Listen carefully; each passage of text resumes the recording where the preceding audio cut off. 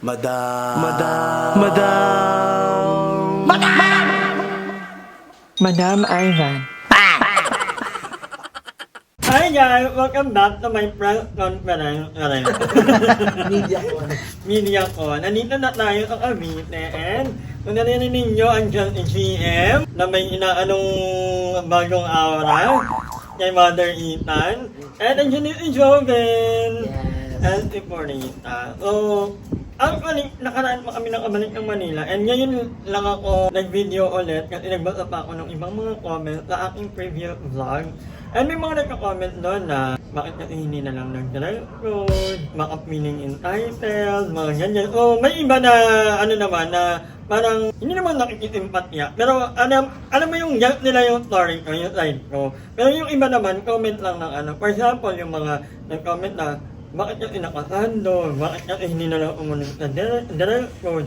I think sila yung mga tao na never pang nakapunta ng Palawan ever. Kasi if you've been there to Palawan, malalaman nyo na wala naman talagang direct road ang mga bar doon. Lalo na yung G Tavern. Pag pumunta rin kayo kunyari sa El Nido, walang entrance ang mga bar doon. Kahit mag bar hopping kayo, lahat ng bar doon ay walang entrance mga mami. Mag-inom na lang kayo at tinutuluyan nyo, pag naengga na kayo, lipat-lipat na lang kayo ng bar. Ganon ang... Dress as you please. Oo, at it's an island. O, hindi kailangan na magpa-impress ka or what.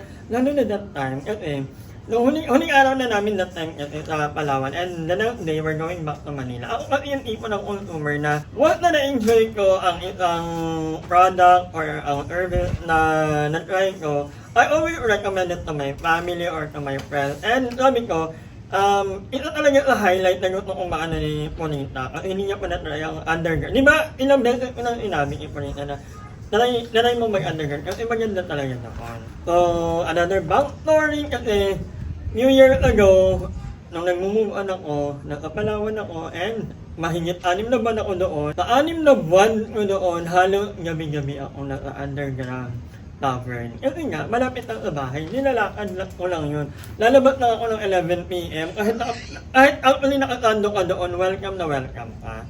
So that time, so ang nangyari, that night, nag-inom kami sa bahay ni Vicky, nag-game kami, at hindi po ako lasing. Yung nakainom ako, hindi po ako malalasing sa isang kahon ng Red Horse.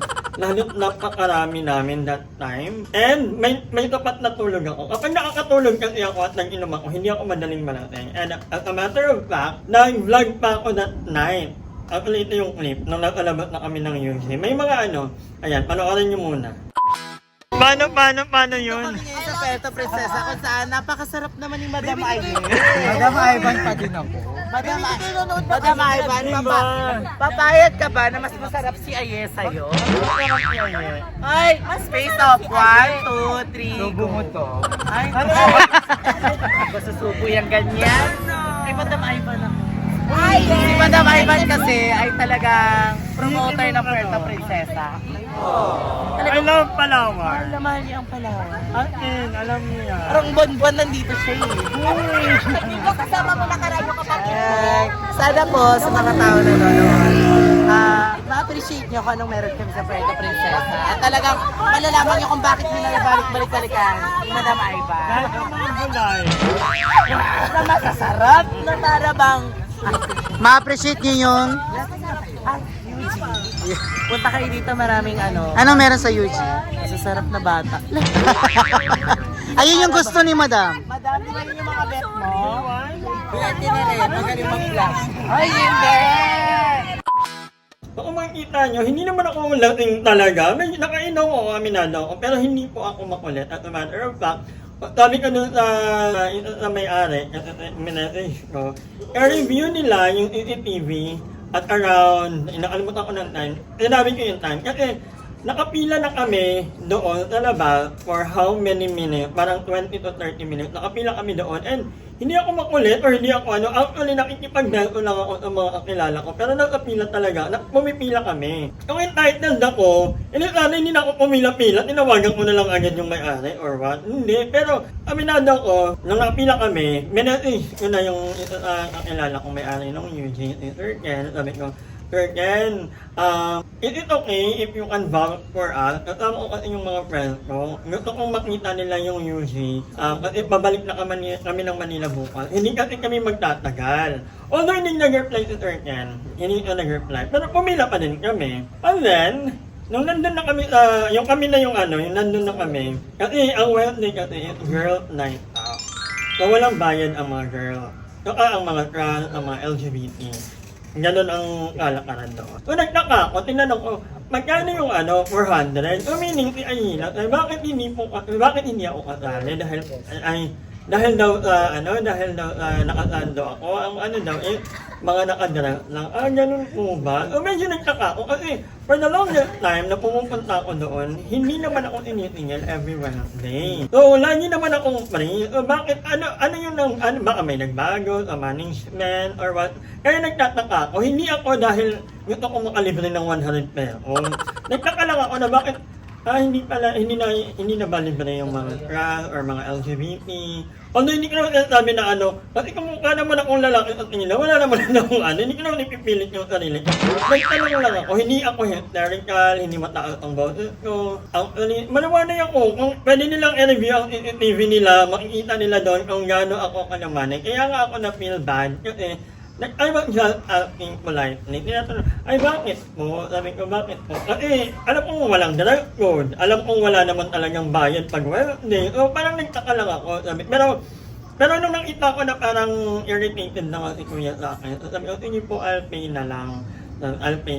Although may isa pa kang na-trigger ko, kasi sabi ko, actually nag-message nga ako kay Sir Ken na baka nandito ka. Sabi, may pa-Sir Ken. Parang dito na-trigger, which is hindi ko naman intention. Kasi dati, promote ko yung nakita ko na nag-promote ng UG Tavern. Kasama ko sila sa Palawan, yung mga local vlogger sa Palawan, pinapromote ang UG. FD lang yun. And then ito sa Urkel, kasama namin, at sabi niya, uy, huwag kayong mahihiya kapag bumalik kayo dito sa Palawan. Sabi ako na, i-message nyo lang ako, para ma-accommodate ko kayo. Kaya ako napamessage ng gano'n. Kaya ko rin nasabi, pero not to brag or what. Parang out of frustration, pero hindi para maka-feeling entitled. Kasi kung ba't ako pipila ng 30 minutes doon? Pwede namang hindi na lang pumunta or what, diba? Kasi I really would want Morita to experience UG. And siguro naisip ko na lang din, pagka uwi namin, after kong umiyak, natulog ako, nakatulog ako actually, kasi nakakapagod kasi pag umiyak ka, parang after nun, forlock ka na lang. And then kinabukasan, parang inaanalag ka, baka may problema si Kuya, or baka pagod lang talaga. Minessage ko yung Sir Ken, pagkahaba-haba ng message ko. Sabi niya, nag-story naman sa akin, iaano na lang nila na parang pagsasabihan, yung bouncer na yon to educate. But anyway, yun na nga, hindi naman madedepende ng isang incident na to para hindi na ako pumunta. Alam ng mga tao kung gaano ko kamahal ang Palawan, and I would always go back. At ang UG ay, guys, puntahan nyo pa din kahit na may ganitong pangyayari, I will still recommend it. Ang ganda ng UG actually, mangilan-ngilan na lang ang mga bar talaga na talagang pinupuntahan ko sa Puerto Princesa, at ito na doon ang UG.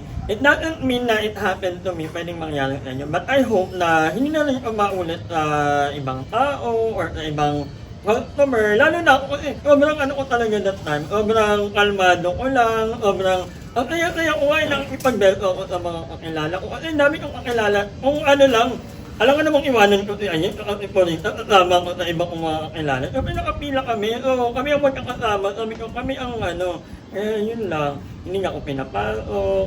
Pero I don't think na I deserve that kind of treatment. Pero ang inaano ko na lang is, nag-story naman na yung nag-story naman na si Sir Ken on behalf of that bouncer, and I am hoping na na-reprimand na napagsabihan, kahit wala ng public apology or what. For me, it's not enough. And I'm just airing my side. May mga magka-comment pa rin dyan, walang pakit sa inyo. Comment lang kayo. Sabihin nila, nagda-explain ka. Ay, ganun talaga. Kung hindi ako mag-explain ng ano. Ano gusto yung gawin niya? Pero thank you. Ano daw gusto mo? Bumalik ka bukas din. Bukas din balik ka. Ganitong oras din. So where do you go from here? matutulog. Ay, ganun. Hindi, I mean, siguro ang ano ko na lang is that one incident wouldn't hinder me from going back there. I mean, you know naman how I love Palawan and people, and hindi naman ibig sabihin na nangyari ito eh, ayoko na. Your earth experience na lang, and then maybe next time, ano ba, paano pag may next time pala? I think hindi na ang mangyayari ulit. Siguro naman makikilala na ulit ako nito. Ay, ito yung bakla.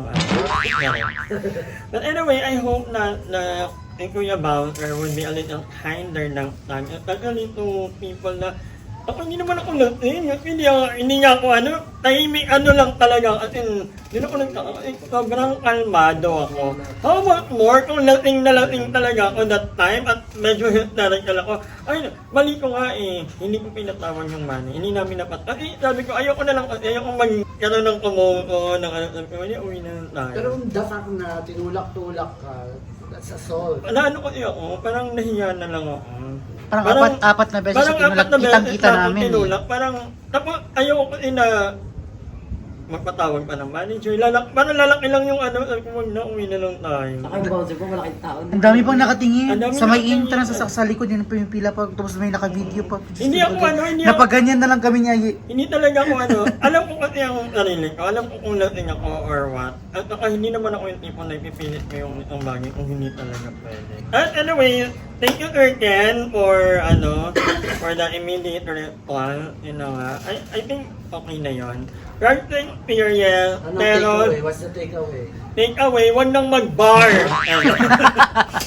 Lang, mag-bar pa rin tayo. Siyempre ako at ang manginginom ngayon lang, hindi ko na naman masasabi, hindi na ako mag-bar ulit. Siguro lang, wala yun lang talaga, from time to time, something like this happens to us, and it's okay. The important thing is, nalalasing tayo at meron tayong K sa gabi. Tatlo. Ay, tara na ba sa Laguna? Anyway, maraming salamat sa panonood and i-edit ko pa. 8 minutes pa lang yan. Let's go na tayo sa Wala 6 minutes pa lang. Eme, Tara kayo sa Laguna. sana maglalaguna Sabi, na. sabi ni Mami Kate, last na yun. Bakit nga ba? Award naman kayo. Award. Ano ba naman? GM kasi. Yung parintel na naman. Anyway, maraming salamat sa panonood ng vlog na to. And after this, tama na. Nag-ito naman. Maraming salamat sa panonood ulit. Bye-bye.